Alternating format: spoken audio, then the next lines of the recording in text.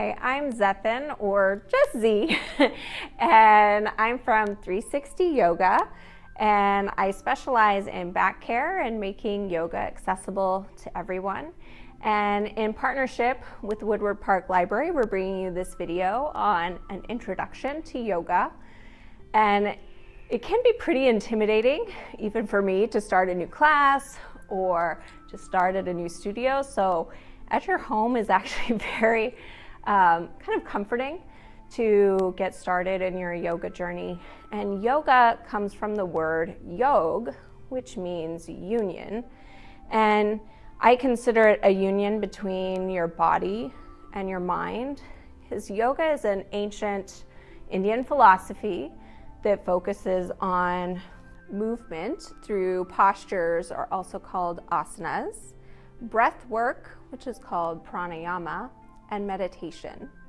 And there are multiple different styles of yoga, and an umbrella term is hatha, and that is any yoga that incorporates breath and movement. And nowadays, that term has been used more for introductory classes. So that is a great place to start if you're wanting a little bit more detail about the poses and how to incorporate breath work into those. And something to bear in mind when doing yoga is that you're not going to get a star at the end of the day. And so just take it at your own pace and take what works for you and just kind of be aware of and notice the rest. And it's a call to practice. Yoga is a practice because it's a kind of a self-awareness journey of being mindful about what you can do today and what you're working towards and how you feel. So if you're doing something and it doesn't work for you, then just back out slowly and either find a modification, find something that does work for you, or just take a break. And that is yoga too. That being able to be self-aware and paying attention to your body is just as much a yoga practice as it doing the poses itself. So honor your body and just be aware and be mindful of what you need. And that is just the basic introduction of what yoga is. And stay tuned for more videos. In partnership with the Woodward Park Library, we're bringing you this video on yoga props. And so this will just be an introductory discussion of what yoga props are and how to use them. And probably the most common prop is your mat. And you might think that you need a mat, but you don't. You can use a towel, you can use no mat at all, you can use your carpet, your rug. The best thing about a yoga mat, though, is the ability to that it's kind of like sticky and that it will prevent you from sliding. Now, that can be a safety issue of wanting to have more balance and not slide around, but that's also a benefit of not using a mat, is actually you can focus on stability, maybe on your carpet, right? And being able to learn how to do poses and be stable using just the muscles of your legs, your feet, your back, without depending on a yoga mat. And people have been doing yoga for centuries without these yoga mats. So don't let not having a yoga mat hold you back from practicing yoga. You just need to be a little more careful about being in poses and perhaps slipping some. So if you do want a yoga mat, you can get them anywhere online, or I like to get mine, you can get them just at a discounted retailer for usually a cheap price. Now, they are often made out of plastics, and so if you have environmental concerns, you can spend more time finding a more ethical yoga mat. But that is up to you, and there are different different textures, different thicknesses, and these are all things that you can explore and develop preferences over time. But if you're brand new coming to yoga, I would just start with something basic to get you started. And one other consideration with your yoga mat is the thickness.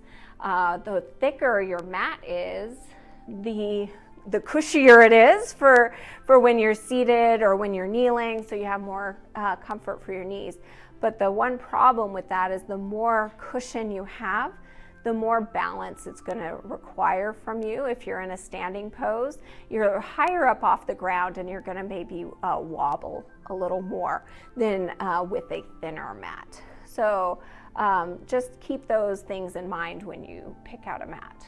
And the next prop is a yoga block. And these, again, are fairly readily available. You do not need, again, a particular yoga block. You can use wooden blocks from your house or a stack of books. One of the key things that blocks can do is help bring the ground up to you. And so if you're in a forward fold, you can lean down and put your hands on a block, and there are multiple levels. And usually they come in twos, so you could have one for each hand. But so this is basically bringing the ground up to you so you don't have to bend as far. And so that's one of the best benefits of having a block, but you can use a piece of furniture or a stack of books or many other things instead of a block. Another yoga prop is a yoga strap. It has a D-ring loop here, basically so you can put the strap through and create a loop for yourself. But again, if you don't have one, you can use just a plain sturdy belt. I also like using a bathrobe tie because that's just as effective, and you may already have it around the house. And so what you could do with a yoga strap is, say if you're in some sort of forward fold and you can't make it to your toes, it helps extend your limbs basically. So you could put the belt around your foot so you could still get that stretch without having to actually touch your toes. And it's the same with doing various arm stretches.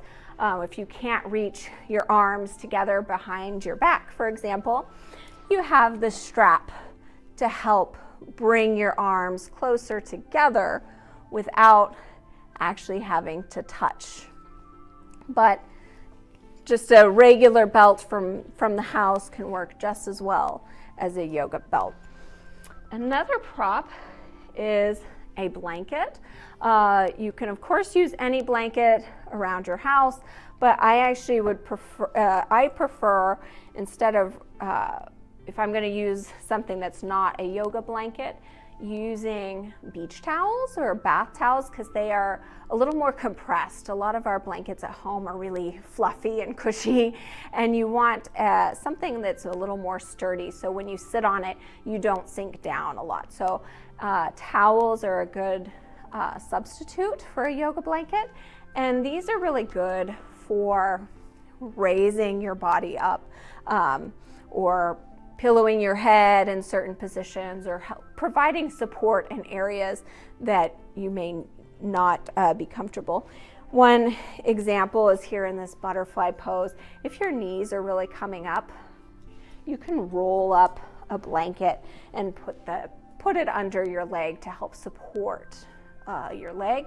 Or a lot of people, when they're seated on the ground, their knees come up a lot and they round their back, and that's very uncomfortable to be seated on the ground.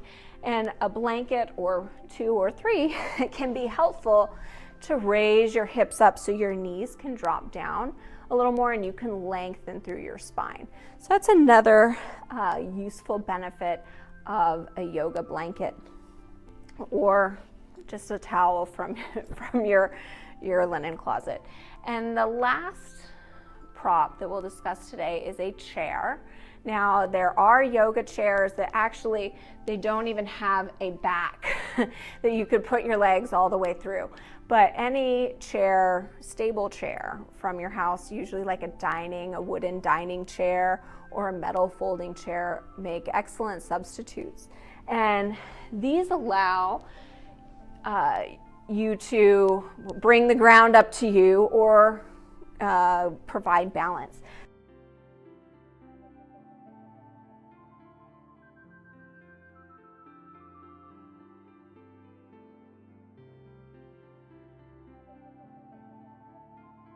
So one example is in the forward fold.